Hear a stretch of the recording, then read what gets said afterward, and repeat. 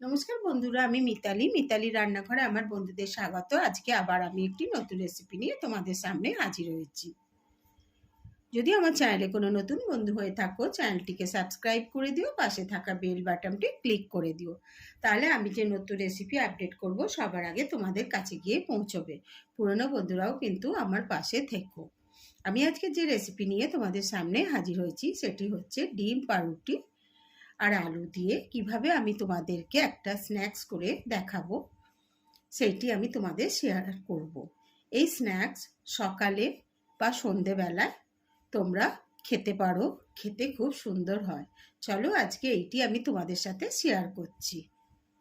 দেখো বন্ধুরা, আমি একটা স্ন্যাক্স বানাবো বলে আমি 2 পিস পাউরুটি নিয়ে নিয়েছি, একটা ডিম নিয়ে নিয়েছি, আর আলু দুটোকে আমি সেদ্ধ করে নিয়েছি।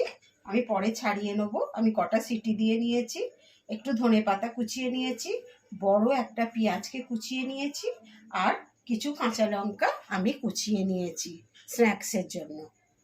দেখো বন্ধুরা, আমি এবার আলু দুটোকে ছাড়িয়ে নিচ্ছি ভালো করে। এইভাবে আমি আলু দুটোকে ছাড়িয়ে নেব।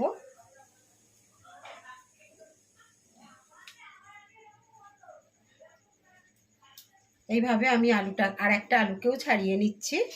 বন্ধুরা দেখো, আলু দুটো ছাড়ানো হয়ে গেছে। আমি এবার একটা গ্রেটারের সাহায্যে এরমভাবে আলুটাকে কুড়ে নিচ্ছি। তোমরা ইচ্ছা করলে হাতেও ম্যাক্স করে নিতে পারো। আলুটা একটু গরম আছে দেখো, ওই জন্য একটু হাতে লাগছে।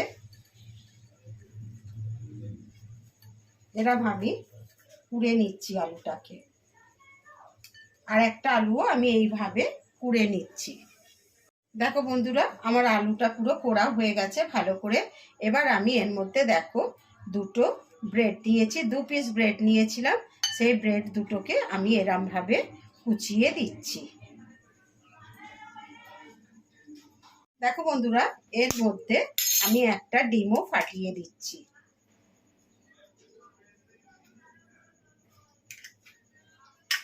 এবার এর মধ্যে আমি দেখো লঙ্কা কুচিয়ে রেখেছি, সেই লঙ্কাটা দিয়ে দিচ্ছি।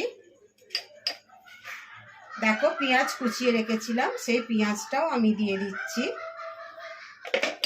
ধনেপাতা কুচিয়ে রেখেছিলাম, সেই ধনেপাতাটাও আমি দিয়ে দিলাম। দেখো বন্ধুরা, আমি ম্যাগি মশলা 1 চামচের একটু কম দিয়ে দিলাম। ম্যাগি মশলা দিয়ে দিলে খুব সুন্দর টেস্ট হয়। তোমাদের যদি ঘরে ম্যাগি মশলা না থাকে তাহলে তোমরা চাট মশলাও দিয়ে দিতে পারো।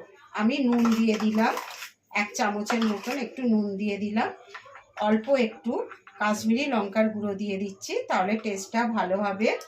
আর একটু আমি গরম মশলা দিয়ে দিচ্ছি, গরম মশলা দিলেও টেস্টটা ভালো হবে। একটু গরম মশলা দিয়ে দিলাম।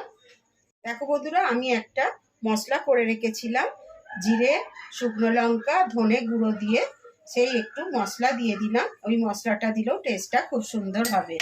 এবার আমি এটাকে দেখো এরমভাবে মাখিয়ে নিচ্ছি ভালো করে।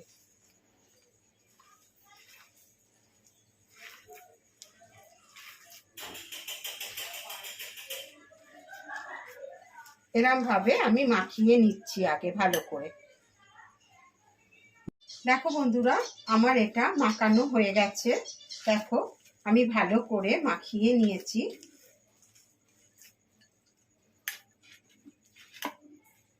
এবার আমি দেখো এগুলোকে বানিয়ে নিচ্ছি লম্বা লম্বা টাইপের। দেখো এরম হাতের মধ্যে নিয়ে নিয়েছি, নিয়ে এরকম ভাবে লম্বা করে আস্তে করে এরম ভাবে দেখো আমি একটু এইগুলোকে চেপে দিচ্ছি, আর এরম লম্বা করে করে আমি বানিয়ে নিচ্ছি। আর একটাও আমি তোমাদের দেখিয়ে দিচ্ছি কিভাবে করে নিচ্ছি। দেখো বন্ধুরা, এরম হাতে দিয়ে লম্বা করে নিচ্ছি, নিয়ে এরম ভালো করে এরকম ভাবে একটু করে আমি এই দু ধারটা একটু চেপে দিচ্ছি। বন্ধুরা জানো তো, খেতে কিন্তু খুব সুন্দর লাগবে। একবার বাড়িতে ট্রাই করবে তোমরা, আমি যেভাবে করছি। দেখো বন্ধুরা, আমার সবগুলো বানানো হয়ে গেছে। দেখেছো আমি সবগুলো কেমন বানিয়ে নিয়েছি। বন্ধুরা দেখো, আমি সবগুলোকেই বানিয়ে নিয়েছি। এবার আমি দেখো কিছুটা ব্রেড গুঁড়ো নিয়ে নিয়েছি, মানে পাউরুটির যে ধারের গুলো হয় সেইগুলোকে আমি নিয়ে ঘরেতে মিক্সিতে গুঁড়ো করে নিয়েছি। নিয়ে এবার দেখো আমি কি করছি, এই যে একটাকে এর মধ্যে নিয়ে নিচ্ছি। এরমভাবে নিয়ে আমি একটু ব্রেডের গুঁড়োর মধ্যে এরমভাবে মাখিয়ে নিচ্ছি। বন্ধুরা খেতে খুব ভালো লাগে জানো তো। দেখো আর একটাও দেখিয়ে দিচ্ছি তোমাদের। দেখো বন্ধুরা এইভাবে আমি গুঁড়োটাকে এর মধ্যে মাখিয়ে নিচ্ছি। দেখছো আমি সবগুলোকেই এইভাবে করে নিচ্ছি।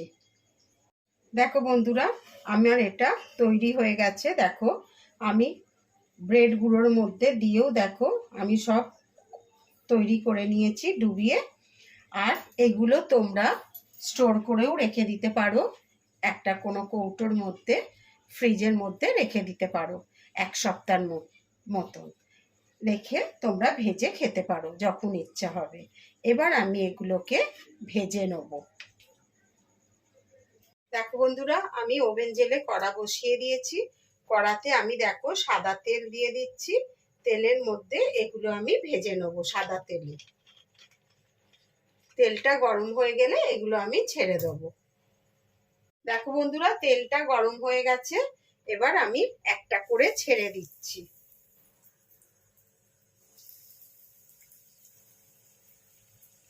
বন্ধুরা যদি তোমাদের আমার এই রেসিপিটি ভালো লেগে থাকে তাহলে লাইক, শেয়ার আর কমেন্ট করতে ভুলো না যেন। বন্ধু বান্ধবদের মধ্যে, ফ্যামিলির মধ্যে অনেক অনেক শেয়ার করে দিও। আর তোমরা একবার অবশ্যই বাড়িতে এটা ট্রাই করো, দেখবে খেতে খুব সুন্দর লাগে। আর দুটো রইলো, আমি দুটো পরে দ্বিতীয় ব্যাচে ভেজে নেব। আমি এইগুলোকে আগে ভেজে নিচ্ছি। দেখো বন্ধুরা আমি ওই দুটো এই তেলেতে ছেড়ে দিচ্ছি, কেন জায়গা আছে বলে আমি দিয়ে দিলাম। দিয়ে আমি সব একসাথে ভেজে নিচ্ছি। দেখো বন্ধুরা আমার এইটা তৈরি হয়ে গেছে। দেখো এই স্ন্যাক্স আমার তৈরি হয়ে গেছে। আমি এবার এগুলোকে তুলে নিচ্ছি।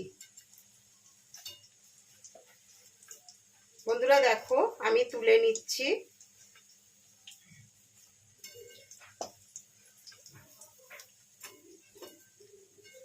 এইভাবে আমি তেলটাকেও ঝরিয়ে নিচ্ছি তুলে।